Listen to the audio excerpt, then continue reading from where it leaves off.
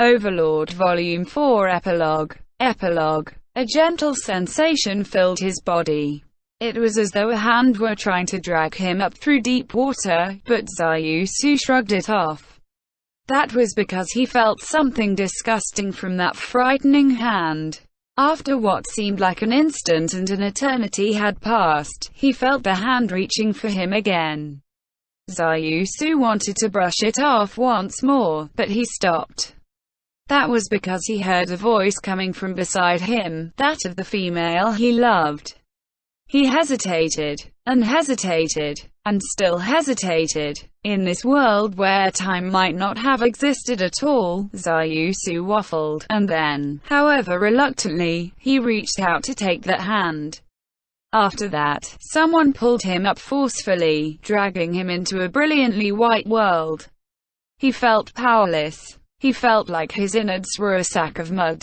He felt incredibly tired. Even intense physical activity had never left him this exhausted before.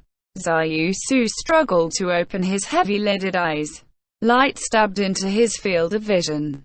Lizard men's eyes could automatically adjust to ambient lighting, but they could not resist momentary flashes of light. Zayusu blinked. Zayusu. Someone was hugging him tightly. CR Crush. Logically speaking, he should never have heard that voice again. But that was because he believed that he would never hear that female's voice again. As his eyes finally adjusted to the light, he looked on the female who embraced him. She was the female he loved, Crush Lu. Why? What was going on? Zayusu's heart filled with doubt and unease. His final memory was his head falling to the marsh. He should have been killed by Cositus. Yet, why was he alive? Unless, Crush, could it be you were killed too? Zayusu worked his mouth, which felt numb and thus hard to control, and then asked a question. Yet the answer he received was a baffled look on Crush's face. As he saw it, Zayusu breathed a sigh of relief because he knew that Crush was not dead. In that case, why was he still alive? The voice from beside him supplied a hint. He seems to have come back to life, but his thoughts still seem muddled, and he seems to have lost levels. That being the case, it ought to be roughly the same as it was in YGGDRASIL. After realizing who had said those words, Zayusu looked to their source in surprise. Before him stood the King of Death, a magic caster of extraordinary power. In his hand was a 30-centimeter-long wand, which radiated a holy air that was at odds with the undead monarch who held it. It was a beautiful wand which seemed to have been made of ivory and capped in gold, while its handle was inscribed with runes. Zayusu did not know this, but that wand was a wand of resurrection, a magic item which had recalled Zayusu to life. Under normal circumstances, those who could not use clerical magic would not be able to use magic items imbued with cleric-type spells, but magic items of this type were an exception to that rule. Zayusu's gaze wandered, and he realized that he was in the lizardman village. They were in the central square, and many lizard men were kneeling in a circle around them. Their unmoving stance displayed their tremendous respect. What on earth? It was only natural to kneel when faced with such awesome power. However, it was not just respect he felt from the lizard men, but something more intense than that. The lizardmen did not worship any gods, and strictly speaking, their faith lay in their ancestors. Now, he sensed something like the reverence for a god from the surrounding lizard men. You may leave, lizard men. Someone will tell you when you can come into the village again. Nobody spoke out against that order. More than that, they obeyed without a single sound of protest. The lizard men left the village in silence, the only sound being that of their bodies and their splashing across the marsh. Perhaps their very wills had been shattered after seeing such tremendous power. Granted, that may have also been due to the lizardman practice of obeying the strong. In other words, everything was proceeding as Ains had planned it. Aura, are they all gone? Yes, they've all left. The person who answered was a dark elf girl. She had been standing behind Ains all this time, which was partly why Zayusu had not noticed her, but the main reason was because of how incredibly quiet she was. Really now? Then, Zayusu Shasha, allow me to congratulate you on your resurrection. Resurrection. It took a while for Zayusu to pass the meaning of that word. As he realized it, an impulse flowed out from his heart that set his whole body trembling. Resurrection, does that mean he brought me back to life? He could not speak. All he could do was make gasping noises. What's wrong? I doubt the lizard men despise resurrection, do they? Or have you forgotten how to speak? Resurrection. You can bring the dead back to life. Exactly. What, you thought I could not raise the dead? Was there a great ceremony of revival? Great ceremony? What is that? I am more than sufficient for the task by myself. Zayusu had nothing else to say after hearing that.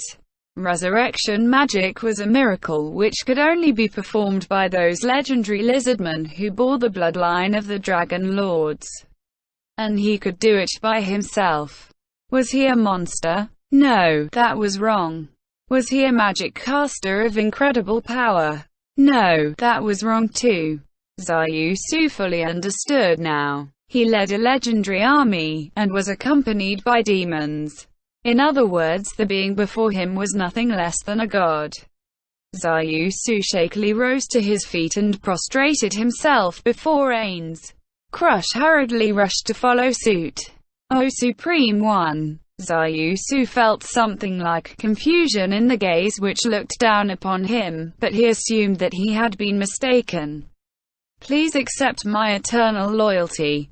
Very well. I promise you that in the name of Ainzu Gaon. Please grant the lizard men prosperity. Is that all? Of course I will guarantee the prosperity of all who serve under my flag. You have my deepest thanks. Come to think of it, you seem to have trouble speaking. After some rest, you ought to get used to it. For now, take time to recover. There are many things which need to be decided, and the most important thing is how to take care of this village. You may contact Cositus about matters regarding that. After saying so, Ains prepared to leave. However, Zayusu still had something to ask, a question which need to be answered right now. I pray you will wait, but what if Zenberu and my brother? Their corpses should be nearby. Ains indicated the outside of the village with a jerk of his chin, just as he was about to depart with Aura. WooshOurWorldAudio.com. May I ask you to resurrect them? There does not seem to be any benefit in doing so. Then, why did you resurrect me? Zenberu and my brother are strong. They will surely be able to help you. Ains studied Zayusu, and then shrugged.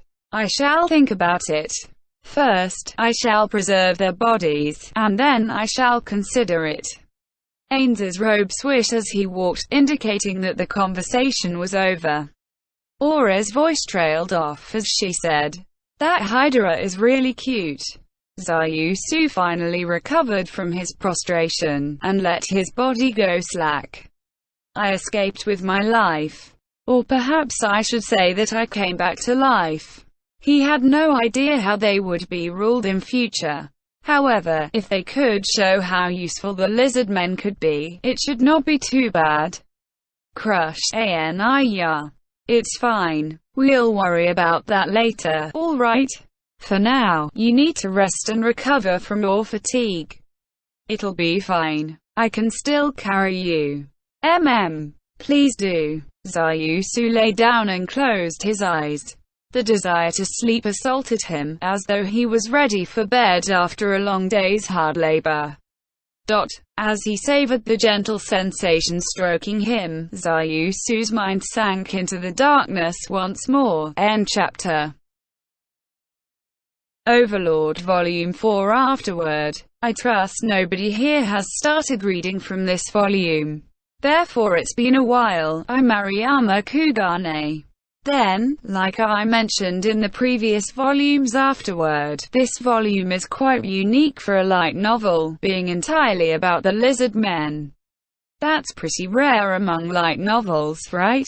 Then again, perhaps I'm just ignorant, but I have the feeling that very few light novels write about the main character launching a one-sided attack on a peaceful village. How did you find this volume, everyone? I suppose opinions will tend towards two extremes. However, in future volumes, it is very likely that scenes of the strong trampling the weak will show up. The main character of Overlord is not someone who only deals with problems and situations that he sees. He is the kind of person who takes action to achieve his own aims and to reap benefits for himself.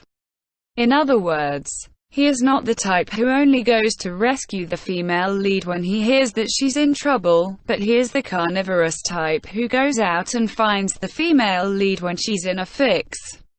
Wait, that sounds kind of wrong. Therefore, as you who play strategy games may know, the easiest way of achieving Ainz's aim of amassing military might is not to challenge the strong, but to subdue the weak, to bulk up one's forces. Therefore, I wanted to write this story from the less commonly seen perspective of the invader, as opposed to the more common point of view of the invaded party.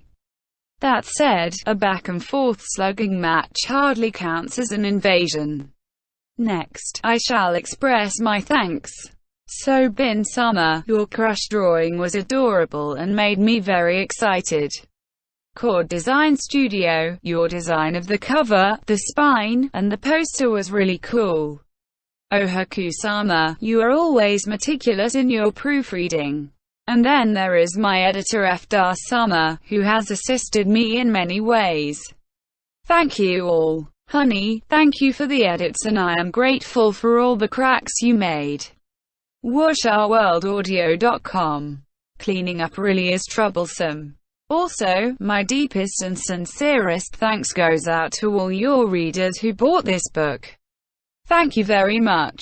Then, I hope we'll be able to meet in the next volume. See you. As an aside, I have been looking for a way to put death into a chapter title in every book, but I'm starting to run out of ideas, so I will probably stop doing so from the next volume onwards. It was just amusement on my part, so missing it will not cause any problems. However, things will be difficult if there are no tasteful names in this part. Sadness. 07, 2013. Maruyama Kugane. Kugane End Chapter.